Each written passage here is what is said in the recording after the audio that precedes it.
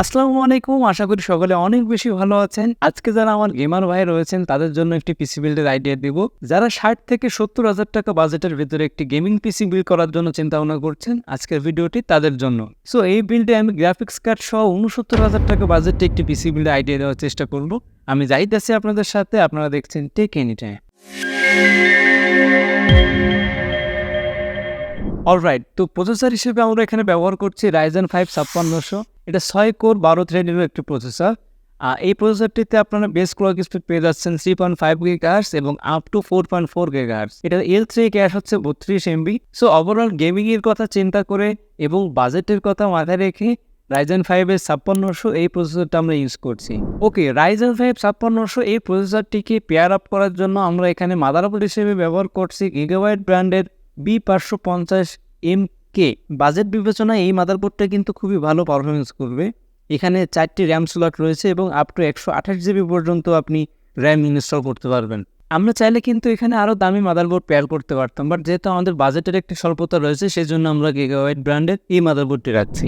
ওকে, তো র্যাম হিসেবে আমরা এখানে ব্যবহার করছি Kingston Fury Beast 9/8 GB, 16 GB RAM, 8 GB করে দুইটি স্টিক। বর্তমান সময়ে বাংলাদেশ মার্কেটে যত ব্র্যান্ডের র্যাম রয়েছে তার ভিতরে কিংস্টন কিন্তু খুব একটি ভালো পর্যায়ে অবস্থান করছে এবং এখানে 9/8 GB রাখার পিছনে একটা কারণ, সেটা হচ্ছে বাজেটের কথা বিবেচনা করে এই সেম র্যামই আপনারা 8 GB পেয়ে যাবেন। সেটার দাম হয়তো 9/8 GB থেকে প্রায় 400-500 টাকা বেশি করে। ওকে, তো প্রাইমারি স্টোরেজ হিসেবে আমরা এখানে ব্যবহার করছি কিংস্টন ব্র্যান্ডের NV2 250 GB একটি Zen 4 SSD। আচ্ছা, আমরা কিন্তু এখানে 512 GB SSD নিতে পারতাম। সেক্ষেত্রে আমরা এই যে বাজেটে একটি Zen 4 SSD পাচ্ছি, ঠিক সেম বাজেটে কিছু টাকা বাড়িয়ে হয়তো 512 GB হতো, বাট সেটা কিন্তু আবার Zen 4 হতো না, আমাদের Zen 3-তে নিতে হতো। বাট আমি চিন্তা করলাম যেহেতু আমরা এক্সটার্নাল এসএসডি ইউজ করতে পারছি, সো আমাদের প্রাইমারি স্টোরেজটা Zen 4 থাকুক এবং স্পিডটা যাতে আমরা অনেক ভালো পাই। ওকে, তো গ্রাফিক্স কার্ড হিসেবে আমরা এখানে ব্যবহার করছি ইন্টেলের Arc A750 limited edition 8 GB একটি গ্রাফিক্স কার্ড। অনেকের কিন্তু একটি ভুল ধারণা রয়েছে যে ভাই প্রসেসর যেহেতু রাইজেনের, তো গ্রাফিক্স কার্ড ইন্টেলের, এটা আবার মিসম্যাচ করবে না তো, বা ভালো সিঙ্ক করবে তো? দেখেন ভাই, এটা সম্পূর্ণ ভুল ধারণা। দেখেন, প্রসেসর হোক বা গ্রাফিক্স কার্ড কোম্পানি হোক, যে কোনো কোম্পানি কিন্তু এটা কোনো লিমিটেড করে দেয় না, বা এটা কোনো বাধ্যবাধকতা নাই যে আপনার ইন্টেলের প্রসেসর তো ইন্টেলের গ্রাফিক্স কার্ড, বা রাইজেনের প্রসেসর তো রাইজেনের গ্রাফিক্স কার্ড, বা এনভিডিয়ার, মানে এর বাইরে আপনি যেতে পারবেন না। আপনার যে কোনো প্রসেসরের সাথে যে কোনো গ্রাফিক্স কার্ড কিন্তু আপনি পেয়ার করতে পারবেন। বটলনেকের কথা যদি বলেন, সেটা আপনার সে বিষয়টা নিয়ে একটি ডেডিকেটেড ভিডিও আমি আলাদা আপনাদেরকে দিব। সেটা মানে কেন হয়, বটলনেকটা কেন হয়, বা মিসম্যাচটা আসলে এক্স্যাক্টলি কোথায় হয়, বা পারফরমেন্সটা ড্রপটা কোথায় হয়, সেটা কিন্তু ব্র্যান্ডের কারণে হয় না।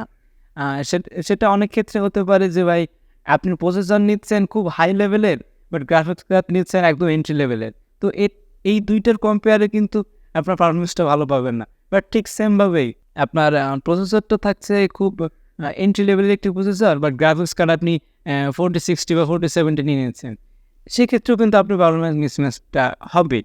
তো অ্যাকচুয়ালি মিসম্যাচ বলেন বা পারফরমেন্সটা ড্রপ বলেন, বা বেটার সিঙ্ক না হওয়া যেটা বলেন, সেটা কিন্তু আপনার ইন্টেল বা রাইজানের এই ব্র্যান্ডের সাথে মেলালে কিন্তু জিনিসটা হয় না। এটা আপনার কম্পোনেন্টের উপরে বেস করে জিনিসটা হয় অ্যাকচুয়ালি। সো আপনি চোখ বন্ধ করে Ryzen 5 5600-র সাথে এই গ্রাফিক্স কার্ডটা ইউজ করতে পারেন। ওকে, তো টোটাল কম্পোনেন্টকে পাওয়ার আপ করার জন্য পাওয়ার সাপ্লাই হিসেবে আমরা যেটা ব্যবহার করছি, ফার্স্ট প্লেয়ারের 550 ওয়াটের একটি 80+ ভোল্ট সার্টিফাইড একটি পাওয়ার সাপ্লাই। এখানে যে গ্রাফিক্স কার্ডটা ইউজ করছি তার জন্য এই 550 ওয়াটের একটি power supply more than enough. Okay, তো ফাইনালি ক্যাসিং নিয়ে কথা বলা যাক। দেখেন, আমি কিন্তু আগেও বলেছি যে এই ক্যাসিংটা হচ্ছে আপনাদের যে যার ব্যক্তিগত চয়েস, কিন্তু আমি এখানে টোটাল একটি বিল সাজানোর জন্য একটি ক্যাসিং ইউজ করছি, সেটা হচ্ছে ওভো ব্র্যান্ডের E335D মডেলের একটি ক্যাসিং। এটা একটি মিড টাওয়ার ক্যাসিং। এই ক্যাসিংটা দেখতেও সুন্দর, সামনের সাইডটা ম্যাশ করা, তো ওভারঅল এই ক্যাসিংটা কিন্তু দেখতেও অনেক সুন্দর। সো এই জন্য আমি এই বিলটা এই ক্যাসিংটা রাখছি। এটা আপনি চাইলেও এই সেম ক্যাসিংটাও রাখতে পারেন, বা মার্কেটে অনেক মডেলের ক্যাসিং রয়েছে, অনেক ব্র্যান্ডের ক্যাসিং রয়েছে, তো আপনার এটা নিজস্ব চয়েস মতো আপনি ক্যাসিংটা ইউজ করতে পারেন। তো ফাইনালি আমাদের বিল্ডটা কিন্তু কমপ্লিট। অ্যাকচুয়ালি আজকের এই বিল্ডটা গেমিংকে ফোকাস করেই করা হয়েছে। এতে যে প্রোডাক্টিভ কাজ করা যাবে না তা না, এতে কিন্তু আপনি চাইলেও ভিডিও এডিটিং করতে পারবেন। কিন্তু যদি আমরা এখানে এনভিডিআর কোনো কার্ড ইউজ করতাম সেক্ষেত্রে ভিডিও এডিটিং বা প্রোডাক্টিভিটির ক্ষেত্রে আমাদের অনেক বেশি হেল্পফুল হতো। ওকে, তো ওভারঅল এই ছিল আমাদের আজকের বিল্ড। যারা 60 থেকে 70,000 টাকার ভিতরে একটি গেমিং পিসি বিল্ড করার চিন্তা ভাবনা করছেন, আপনারা চাইলে এই বিল্ডটা কিন্তু করতে পারেন। ওকে, তো ভিডিওটি ভালো লাগলে একটি লাইক করে দেবেন। আপনি কত টাকা বাজেটের ভিতরে পিসি বিল্ডের আইডিয়া চান অবশ্যই কমেন্ট করে জানাবেন। আমি চেষ্টা করব আপনার বাজেটের ভিতরে একটি সেরা বিল্ড আপনাকে উপহার দেওয়ার জন্য। পরবর্তী ভিডিও দেখার আমন্ত্রণ জানিয়ে আজকের মতো এখানে বিদায় নিচ্ছি। আল্লাহ হাফেজ।